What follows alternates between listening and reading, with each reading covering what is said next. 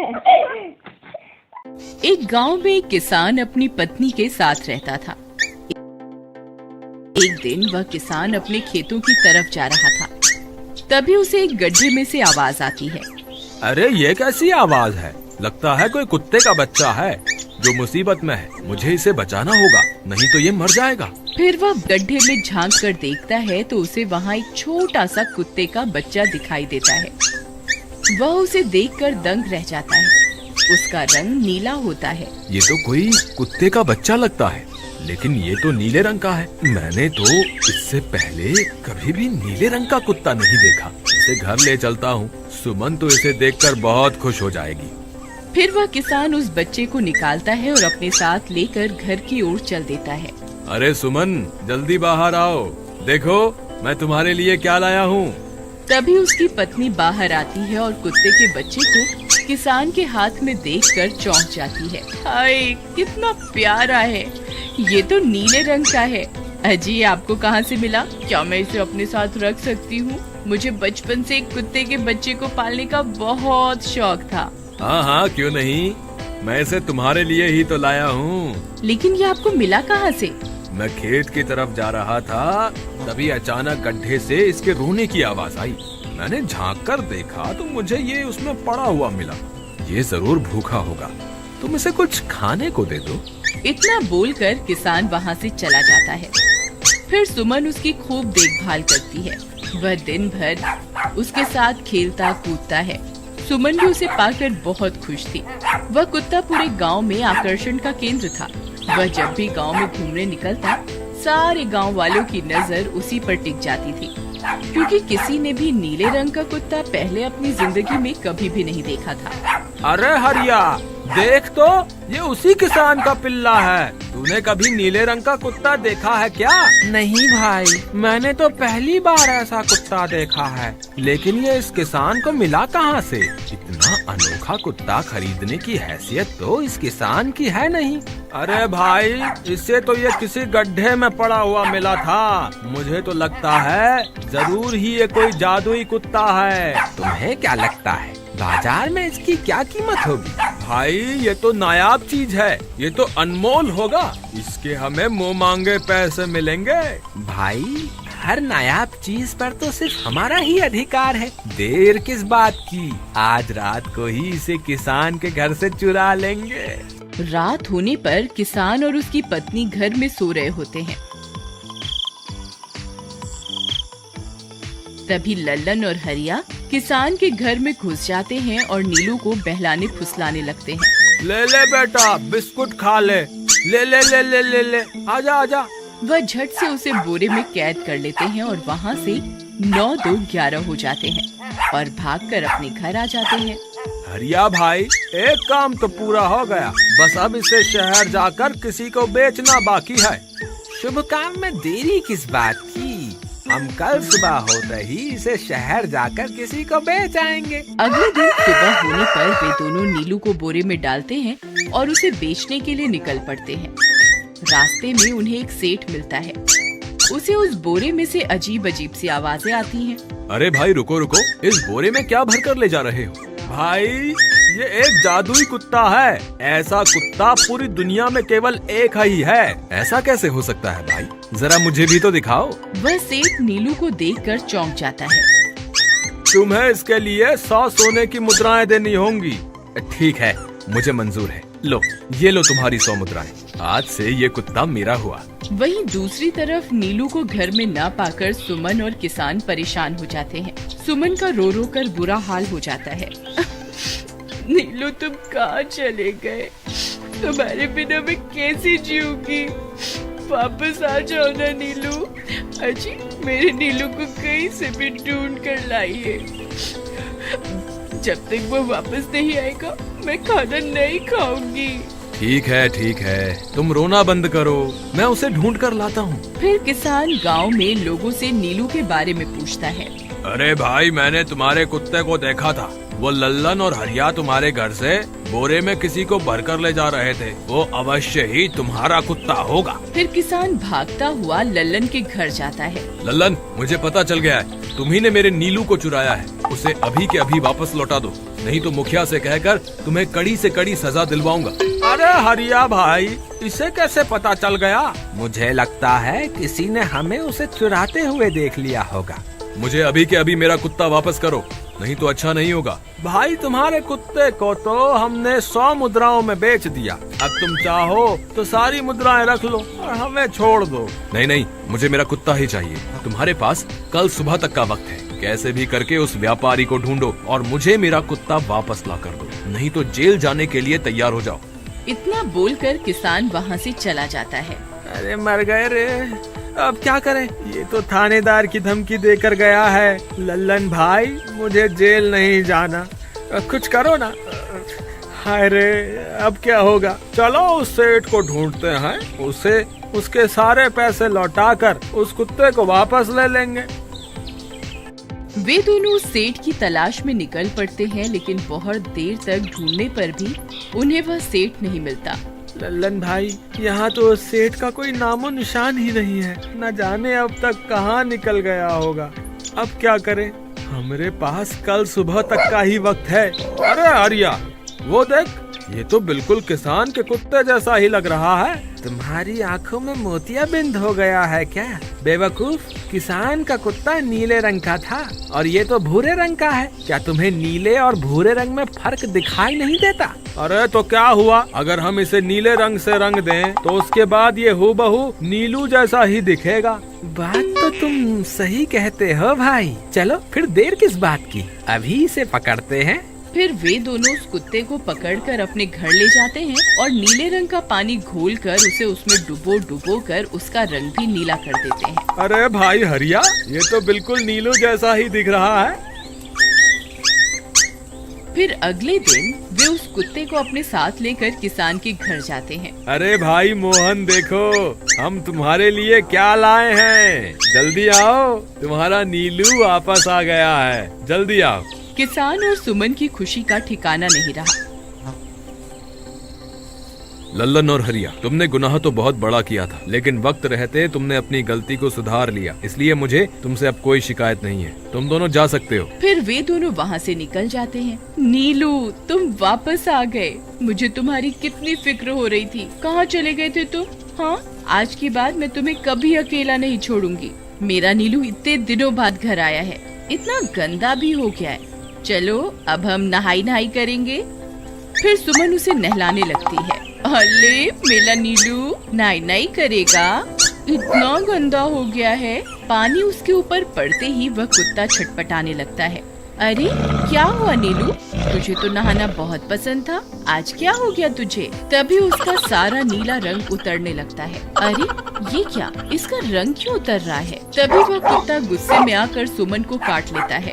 अरे मर गई रे, हाय रे। अरे सुनो जी, इसने तो मुझे काट खाया। हाय रे अजी, सुनते हो? जल्दी आओ, मुझे लगता है ये हमारा नीलू नहीं है। देखो, इसका तो सारा रंग ही उतर गया। ये तुमने ठीक नहीं किया लल्लन, अब मुझसे बुरा कोई नहीं होगा। फिर किसान गुस्से में लल्लन और हरिया के घर जाता है। ए लल्लन, दरवाजा खोल। ए लल्लन, जल्दी दरवाजा खोल, नहीं तो इसे तोड़ दूंगा। आज तुझे मुझसे कोई नहीं बचा सकता। अरे मर गए रे, ये तो उसी किसान की आवाज है। लगता है इसे हमारी तरकीब के बारे में पता चल गया। अरे क्या हुआ भाई, इतने गुस्से में क्यों हो? तुम्हें क्या लगता है मैं बेवकूफ हूँ? तुम किसी भी आवारा कुत्ते को नीला रंग चढ़ाकर हमें दे दोगे और हम मान लेंगे कि वो नीलू है। भाई हमें माफ कर दो, हमने उस सेठ को ढूंढने की बहुत कोशिश की, लेकिन उसका कोई नामो निशान नहीं मिला। भाई तुम ये 100 मुद्राएं रख लो, अब इससे ज्यादा हम तुम्हारे लिए और कुछ नहीं कर सकते। अगर तुम चाहो तो हमें जेल भिजवा दो, हम दोनों अपनी गलती की सजा काटने को तैयार हैं। किसान उदास हो जाता है और उनसे 100 मुद्राएं लेकर वापस अपने घर आ जाता है।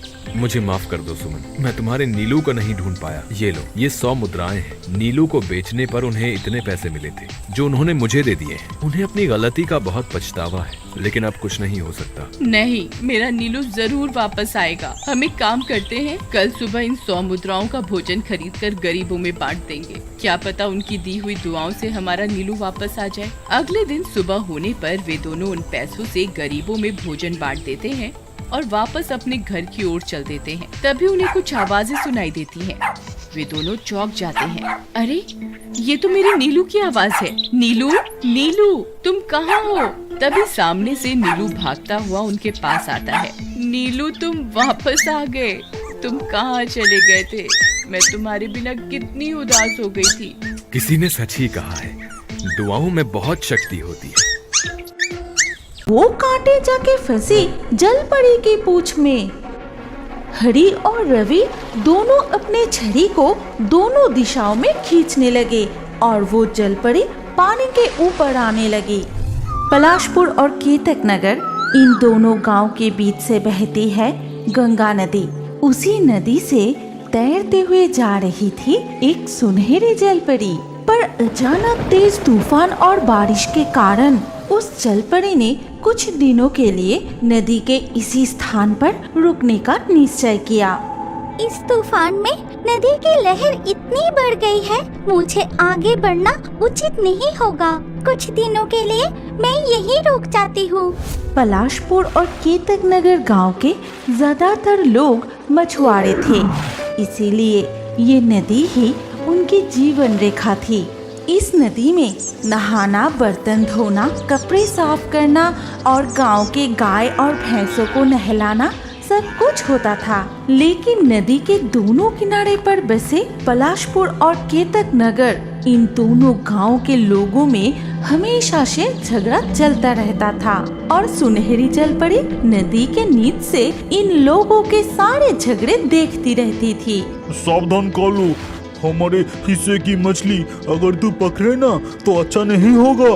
इस नदी के मछली पर हमारा ज्यादा हक है। हाँ। ये सुनकर कालू बहुत गुस्सा हो गया। वो देखता है कि निताई के कांटे में लगातार मछलियाँ फंस रही है, लेकिन उसके कांटे में अब तक एक भी मछली नहीं फंसी।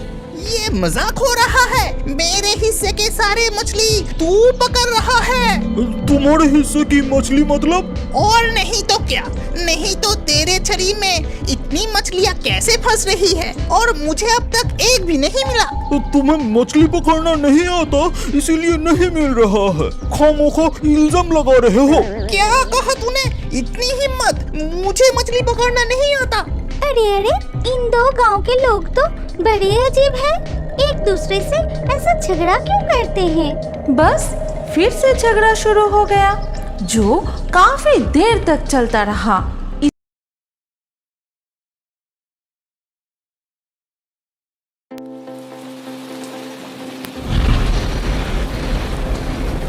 अरे राम राम राम राम, इतनी जोर की बारिश हो रही है। 2 दिनों से यह बारिश तो रुकने का नाम ही नहीं ले रही है। मुझे लगता है अब जल्दी ही मेरी छत से पानी टपकने लगेगा। तभी उधर से एक शेर बारिश से परेशान होकर छिपने की जगह ढूंढते ढूंढते उसी किसान की झोपड़ी के पीछे बने तबेले में घुस जाता है, जिस तबेले में उस किसान के कुछ गधे बंधे हुए थे। अंधेरा ज्यादा होने के कारण शेर गधों को देख नहीं पाता है और उन्हीं के बीच जाकर खड़ा हो जाता है।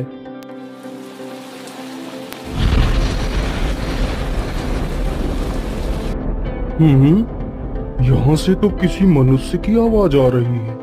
चलो चुपचाप बैठा रहता हूँ। जैसे ही यह आदमी मेरे करीब आएगा मैं इसे खा लूंगा। हाय हाय हाय, यह बारिश कब रुकेगी? ऊपर से यह टपका भी आ गया। अब मैं क्या करूं? इस टपके से कैसे बचूं?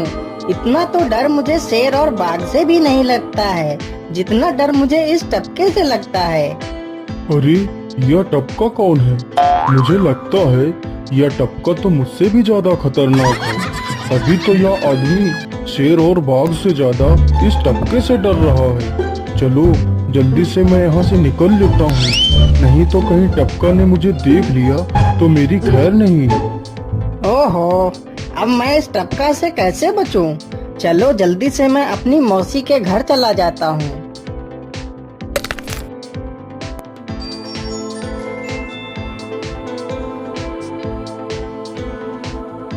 अरे चल चल गधे की औलाद, यहाँ पर छिपा हुआ बैठा है। अरे चल जल्दी। अरे ये क्या, जिसका डर था वही हुआ। यह टपका तो मुझ पर हावी हो गया।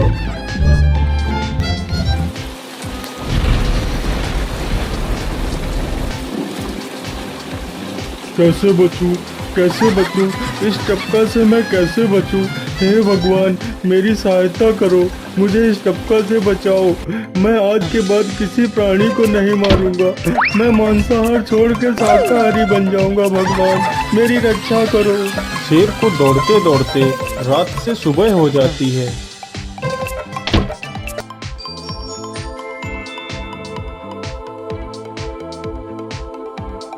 अरे देखो देखो, यह तो शेर की सवारी कर रहा है। अरे हाँ, सच में ये तो शेर की सवारी कर रहा है। इसे तो डर भी नहीं लगता है। अरे उधर तो देखो जरा, यह आदमी कितना बहादुर है। यह आदमी शेर की सवारी कर रहा है। जिस शेर को देखकर हमारी धोती आगे से गीली और पीछे से पीली हो जाती है, यह तो उसकी सवारी कर रहा है। ये गांव के लोग भी ना पागल हो गए हैं जो इस गधे को शेर। अरे बाप रे, यह तो सच में एक शेर है। हे भगवान, मेरी रक्षा करो, शेर तो मुझे खा ही जाएगा। राम राम राम राम राम। अब क्या होगा, इस शेर से कैसे बचूं? अरे यह तो एक बरगद का पेड़ है। यही अच्छा मौका है। जल्दी से इस बरगद की जड़ पकड़कर ऊपर चढ़ जाता हूँ।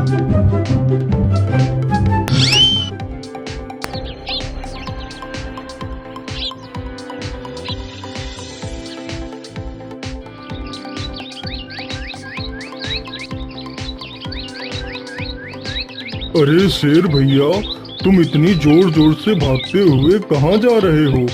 आप तो बहुत डरे हुए लग रहे हो। आप तो जंगल के राजा हो, आपको किसका भय है?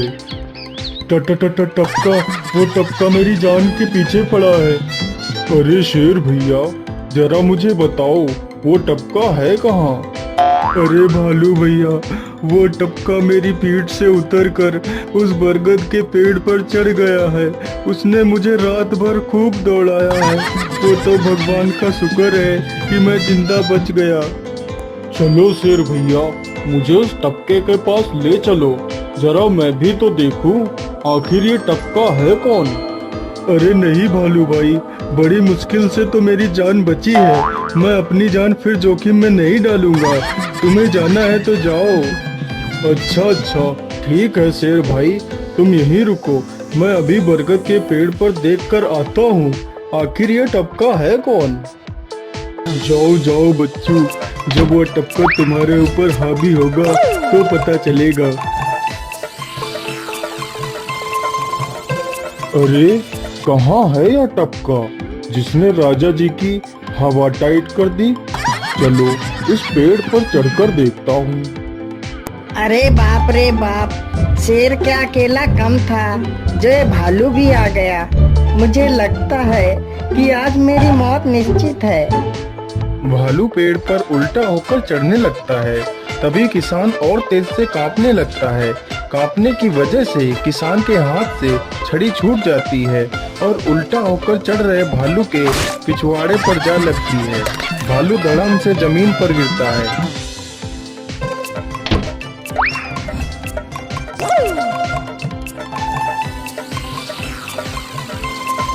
मुझे लगता है अब शेर और भालू दोनों भाग गए हैं। चलो अब जल्दी से यहाँ से निकल लेता हूँ। सारे राज्य में यह बात फैल गई कि हरिया किसान बहुत ही बहादुर है और वह शेर की सवारी कर लेता है। धीरे धीरे यह बात राजा तक पहुँच गई।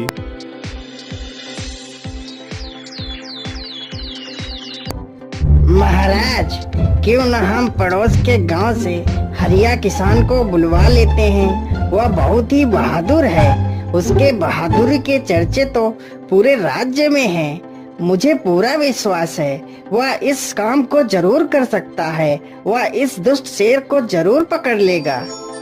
सैनिकों, हरिया किसान को आदर पूर्वक हमारे दरबार में पेश किया जाए। महाराज, आपने हमें याद किया। बताइए क्या बात है मालिक, हमसे कोई भूल हो गई क्या मालिक? नहीं नहीं हरिया, तुमसे कोई गलती नहीं हुई है।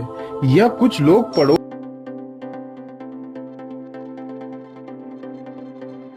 के गांव से आए हैं।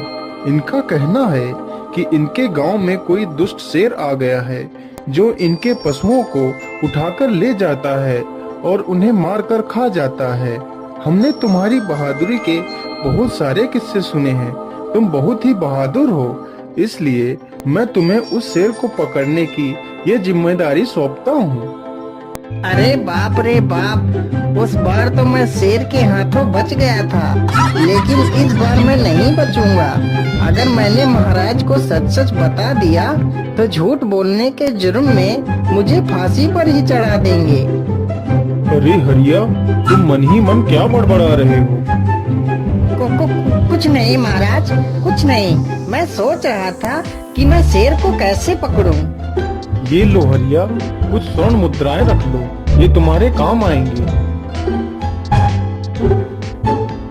क्या करूं, कैसे पकड़ूं उस शेर को? ये महाराज ने भी मुझे कैसी दुविधा में डाल दिया है। क्या करूं, क्या करूं? हाँ, मिल गया। फिर हरिया बाजार से एक रस्सी और एक जाल तथा एक बकरी खरीद कर लाता है। चलो जल्दी से, मैं यहाँ पर एक गड्ढा खोद देता हूँ।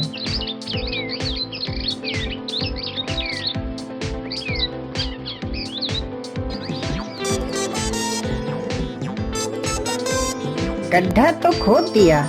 चलो अब जल्दी से इस बकरी को रस्सी से बांध देता हूँ।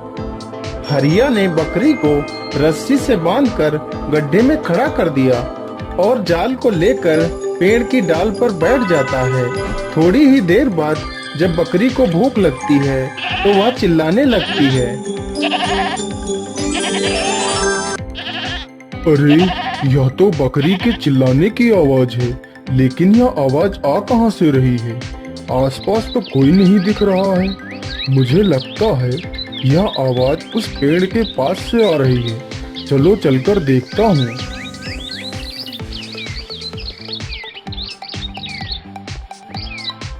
अरे वाह, आज तो शिकार मेरे पास खुद चलकर आ गया। शेर तुरंत ही बिना देर किए हुए गड्ढे में छलांग लगा देता है। तभी किसान तुरंत ही बकरी को ऊपर खींच लेता है और जाल को गड्ढे के ऊपर गिरा देता है। शेर गड्ढे में ही फंस जाता है। यह देखकर गांव के सभी लोग बहुत ही खुश हो जाते हैं। तभी एक जलती हुई बड़ी सी लकड़ी कमल पर आ गिरी, जिसकी वजह से वो बुरी तरह झुलस गया। उसे फौरन अस्पताल पहुंचाया गया और यहाँ से सब कुछ बदल गया। फैक्ट्री के काम को बढ़ाने के लिए कमल ने हाल ही में कई सारी नई मशीनें लोन पर खरीदी थी। मशीनें तो नहीं बची, लेकिन लोन चुकाने के चक्कर में पहले कमल की गाड़ी बिकी और फिर घर। मजबूर होकर कमल और हिना अब किराए के मकान में रहने लगे थे। फिलहाल कमल की हालत ऐसी नहीं थी कि वो कोई और काम कर सके। ऐसे में हिना ने घर चलाने का जिम्मा उठाया और वो घर घर जाकर औरतों के हाथों पर मेहंदी लगाने लगी। हालांकि इस काम से उसे बहुत कम पैसे ही मिल पा रहे थे, लेकिन हिना फिर भी पूरी मेहनत कर रही थी। क्या से क्या हो गया ना हिना, मैं किसी काम का नहीं रहा, हम बर्बाद हो गए। मैंने कहा था तुम्हें रानी बनाकर रखूंगा, मगर मेरे रहते हुए भी तुम्हें कितना संघर्ष करना पड़ रहा है। ऐसा क्यों कह रहे हैं आप बिल्कुल चिंता मत कीजिए, देखना धीरे धीरे सब ठीक हो जाएगा। हिना चाहती थी कि वो अपना एक पार्लर खोले, लेकिन फिलहाल ये मुमकिन नहीं था। मेहंदी लगाने का काम भी सीजन पर ही मिल पाता था, तो अब दिक्कत खाने पीने की भी होने लगी। ऐसे में हिना ने एक सेठ के घर मेड का काम करना शुरू कर दिया और फिर एक दिन, सुन, तुझे कोई मेहंदी वाली पता है क्या? क्यों मैडम? अरे वो तीज आ रही है ना, तो मेहंदी लगवानी थी। हाँ, बाहर इतनी गर्मी, अब ऐसे में कौन बाहर जाए, तो घर पर ही आकर कोई लगा दे तो बढ़िया रहेगा। हाँ मैडम, मैं बहुत अच्छी मेहंदी लगाती हूँ, आप मुझसे लगवा लो। ना ना ना, अगर खराब कर दी तो? तीज की पार्टी है मेरे यहाँ, मेहंदी तो बढ़िया ही लगवानी है मुझे। मैडम आप बिल्कुल चिंता मत कीजिए, रुकिए, मैं अभी आपको कागज पर मेहंदी का डिजाइन बनाकर दिखाती हूँ, फिर आगे आप ही तय करना। इतना कहकर हिना ने फौरन एक कागज लिया और कुछ ही देर में उस पर एक बहुत ही सुंदर मेहंदी का डिजाइन बना दिया और फिर अरे वाह, ये तो सच में बहुत सुंदर है। बिल्कुल नया और बहुत ही खूबसूरत डिजाइन है। अब तू ये डिजाइन मेरे हाथ पर भी सेम टू सेम लगा देगी ना? हाँ मैडम, आप मुझ पर विश्वास कीजिए, मैं बचपन से ये करती आई हूँ। उस दिन हिना ने पूरे मन से अपनी मालकिन के दोनों हाथों पर मेहंदी लगाई। हिना ने जो डिजाइन बनाया था वो एकदम नया था और सुंदर भी। फिर अगले दिन, नमस्ते साहब, वो आपको कुछ? हाँ, मैं तुम्हारा ही इंतजार कर रहा था। ये कल शिवानी के हाथों पर तुम ही ने मेहंदी लगाई थी ना? जी साहब, मैंने ही लगाई थी। अब कोई गलती हो गई क्या मुझसे? नहीं, ऐसी कोई बात नहीं है। बस ये जानना था तुमसे कि मेहंदी का वो डिजाइन कहाँ से देखकर लगाया तुमने? कहीं से नहीं साहब, वो तो मैंने खुद से सोचा था। मैं कभी कहीं से देखकर डिजाइन नहीं बनाती। अच्छा, अगर ऐसा है तो जरा ये कागज और जरा इस पर एक मोर की थीम पर बेस्ड एक डिजाइन बनाकर दिखाओ। पर याद रहे, डिजाइन बिल्कुल नया होना चाहिए। जी साहब, बस 2 मिनट दीजिए। हिना ने बस कुछ मिनटों के अंदर वो करके दिखा दिया, जिसे देखकर उसका मालिक साहिल मल्होत्रा हैरान रह गया। वाह, सच में कमाल है ये तो। अब तुमने डिजाइनिंग सीखी है क्या कहीं से? नहीं साहब, सीखी तो नहीं, लेकिन मुझे बचपन से ही शौक है मेहंदी लगाने का, तो बस इसीलिए। समझ गया। देखो हिना, तुम्हारा हुनर लाजवाब है और तुम्हें अपने इस हुनर को ऐसे बेकार नहीं जाने देना चाहिए। जी मतलब? तुम्हें पता है ना, मेरी फैक्ट्री में लेडीज कपड़ों के लिए कपड़ा बनता है, लेकिन काफी समय से मैं परेशान हूँ क्योंकि सूट साड़ियों वगैरह के लिए मेरे पास नए डिजाइन की कमी पड़ गई है। लेकिन अब लगता है ये कमी नहीं रहेगी। बोलो, बतौर डिजाइनर मेरे लिए काम करोगी तुम? जी साहब, बिल्कुल करूंगी। ये हिना के लिए सपने के सच होने जैसा था। अब वो काम वाली बाई से एक डिजाइनर बन गई। वो साहिल की फैक्ट्री में बनने वाले कपड़ों के लिए हर रोज नए नए डिजाइन बनाने लगी और इसके बाद साहिल के फैक्ट्री में बनने वाले कपड़े की डिमांड काफी बढ़ गई और इसके चलते हिना को भी उसके काम की बढ़िया सैलरी मिलने लगी। हिना अब अपनी कमाई से न सिर्फ अपना घर खर्च चलाने लगी, बल्कि उसने शहर के बढ़िया डॉक्टर से कमल का इलाज भी कराया, जिससे कमल बहुत जल्दी ठीक हो गया और उसने भी काम करना शुरू कर दिया। पर इस सब में पूरा 1 साल बीत गया और एक बार फिर से तीज का त्योहार आया। देखिए तो कैसी लग रही हूँ मैं? बिल्कुल चांद जैसी लग रही हो। हिना ने नई हरे रंग की साड़ी पहनी हुई थी जो उसने खुद डिजाइन की थी और वाकई वो उसमें बहुत ही सुंदर लग रही थी। हिना, तुम सच में बहुत बहादुर हो। मैं तो उस हादसे के बाद उठकर खड़ा ही नहीं हो पाता, लेकिन तुमने सब कुछ ठीक कर दिया। तीज का ये त्योहार ही इसलिए है जी, मैं आपको कभी कुछ नहीं